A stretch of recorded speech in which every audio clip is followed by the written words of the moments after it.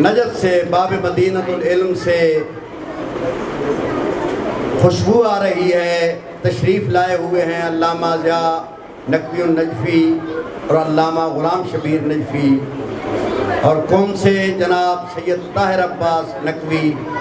میں علامہ غلام شبیر نجفی صاحب سے گزارش کروں گا اس موضوع پہ چند کلمات اہم ترین.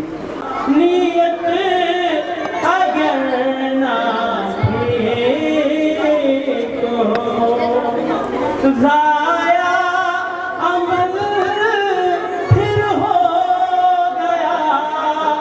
قرآن کا ہے یہ فیصلہ،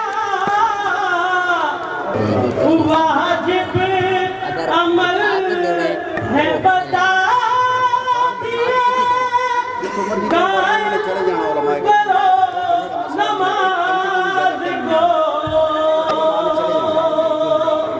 ماشاء اللہ. پربرکت محفل ہے.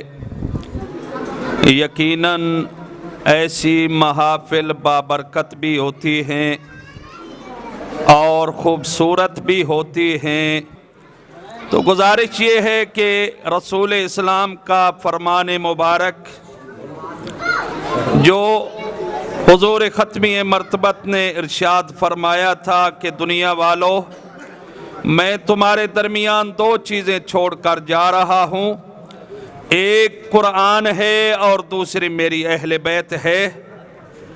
اور یقیناً رسول نے آگے بھی جملہ ارشاد فرمایا، ان تمسکتم بہما لن تضلوا بعدی ابدا.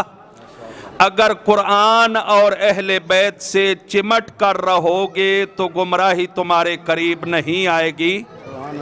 اور اس فرمان پہ عمل کرنے کا ایک مصداق یہ ہے اور یہ محفل ہے کہ قبلہ استاد بزرگوار نے یقیناً خدمت قرآن، خدمت دین کے لیے ایسا مدرسہ بنایا جس میں خاصتاً قرآن اور اہل بیت کی سیرت کی تعلیم دی جاتی ہے.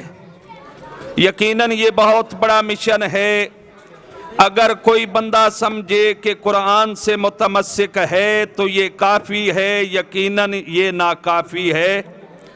اور اسی طرح کوئی کہے کہ اہل بیت سے متمسک ہے اور قرآن سے نہیں تو یہ بھی ناکافی ہے. خداوند متعال کی بارگاہ میں دعا ہے کہ یہ مرکز تعلیم القرآن جو قبلہ علامہ حافظ سید کاظم رضا نقوی صاحب نے حافظہ اللہ قائم کیا ہے، خالق اس کو تا ظہور امام زمان اسی طرح تعلیمات قرآن کا مرکز قائم بن رکھے اور ملت کے بچوں کو اس نور قرآن سے زیادہ زیادہ بہرہ مند ہونے کی توفیق عطا فرمائے.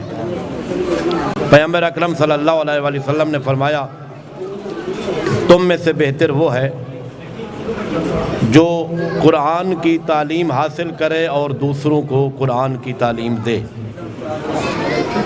یقیناً یہ آج کی محفل خالصتاً قرآنی محفل ہے اور ایک نورانی محفل ہے. روز قیامت کچھ لوگ محشر میں مخصوص تاج کے ساتھ وارد ہوں گے. اللہ رب العزت انہیں حکم دے گا. اللہ رب العزت روز قیامت ایک گروہ کو حکم دے گا کہ وہ ایک مخصوص تاج کے ساتھ سروں پہ تاج ہوں گے اور وارد میدان محشر ہوں گے. ان کو دیکھ کر خدا کی مخلوق، صالحین، متقین دیکھ کر غبطہ کریں گے کہ یہ کون لوگ ہیں کہ جس بہترین انداز میں اور بہترین سنہری سروں پر تاج سجائے ہوئے میدان محشر میں وارد ہو رہے ہیں۔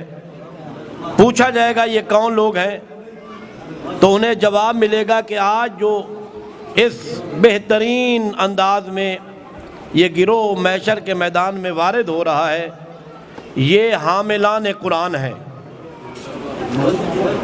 یہ وہ لوگ ہیں جنہوں نے قرآن کو پڑھا، قرآن کو حفظ کیا، قرآن کی تعلیم حاصل کی اور لوگوں کو قرآن کی تعلیم سے بہرہ مند کیا۔ میں دعا گو ہوں خالق کائنات ان کے اس عظیم قرآنی اور معارف اہل بیت کے حوالے سے جو تعلیمات کا سلسلہ ہے، اس میں مزید ترقی اور ارتقائی مراحل طے کرنے کی توفیقات عطا فرمائے۔ میں یقیناً یہاں یہ عرض کروں گا کہ اس پرآشوب دور میں خوش بخت ہیں وہ بزرگان احباب جو قرآن اور اہل بیت کی تعلیمات کے لیے اپنی زندگیوں کو صرف کر رہے ہیں، اور وہ گھرانے بھی خوش بخت ہیں کہ جو اپنی اولاد کو اس پرآشوب دور میں کلام الہی قرآن مجید کی تعلیم کے لیے وقف کیے ہوئے ہیں۔ بچوں کو سکول بھیجنے سے پہلے، ٹیوشن بھیجنے سے پہلے انہیں آسانی کا راستہ دکھاتی ہیں کہ بیٹے اتنا مشکل کام نہیں، یہ اللہ کی سنت ہے۔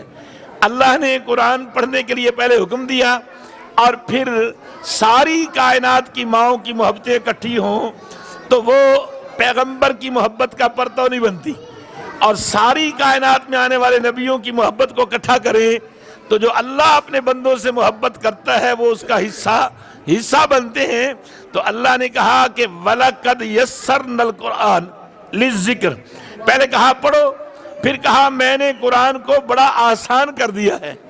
اور اس کے آسانی کی سب سے بڑی دلیل یہ ہے کہ جامعہ قرآن و اہل بیت میں جس طرح چھوٹے چھوٹے معصوم بچے قرآن کے حافظ ہو رہے ہیں، یہ قرآن کے اس معجزے کے ساتھ ساتھ اس کے دعوے کی دلیل بھی بن رہے ہیں۔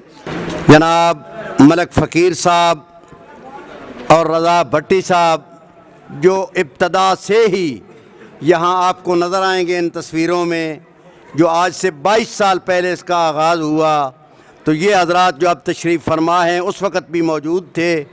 خداوند عالم ان سب کی توفیقات خیر میں اضافہ فرمائے۔ پاکستان مٹی ہی ایسی ہے، خدا کرے کہ یہاں بھی قرآن کی قدر و منزلت ہو۔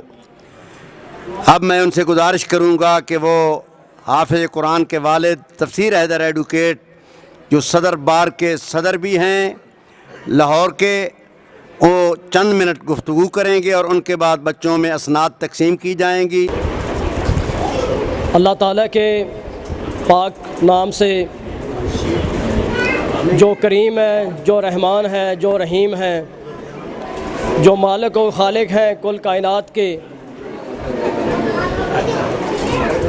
جنہوں نے ہمارے پیارے نبی حضرت محمد صلی اللہ علیہ وآلہ وسلم پر قرآن پاک کو نازل فرمایا، جو کہ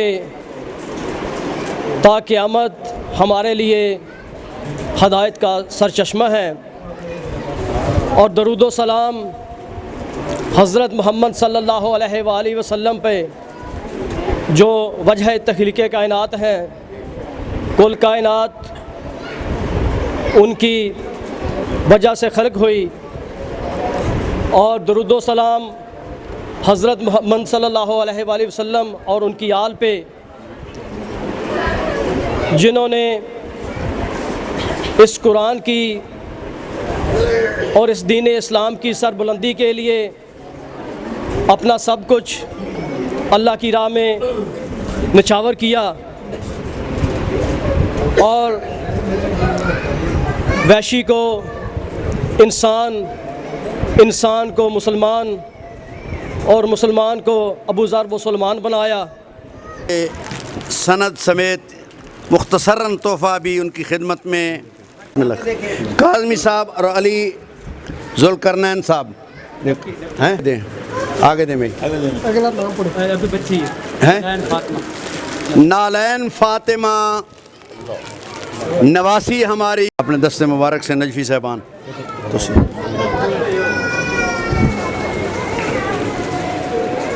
یہ بیٹا صلوات پر محمد و آل محمد.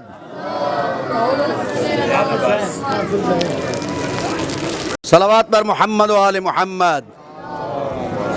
لیو لو بیٹا. صلوات پر محمد و آل محمد. نے سے انسان بنا دیا ہے. صلی علی محمد. مفتی صاحب واسطے بھی چھوڑ دو نا. جی جی محمد علی بیت محمد صلی علی محمد. آج کی تقریب سعید حفظ قرآن اسناد کے حوالے سے خداوند عالم نے میرے اوپر کرم کیا کہ میں حفظ قرآن کے حوالے سے امامیہ قرأت کالج موچی دروازہ لاہور حبیب بینک کی طرف سے علامہ حافظ کفایت حسین صاحب کی طرف سے میں نے پہلا انعام سن 62 میں حاصل کیا، اور اس کے بعد بین الاقوامی مقابلے کے لیے آقا خمینی کے حکم پر ضیاء الحق صاحب کی طرف سے ایران میں گیا. ایک وفد بھی لے کر گیا، وہاں پر مقابلہ ہوا، چوتھی پوزیشن حاصل ہوئی.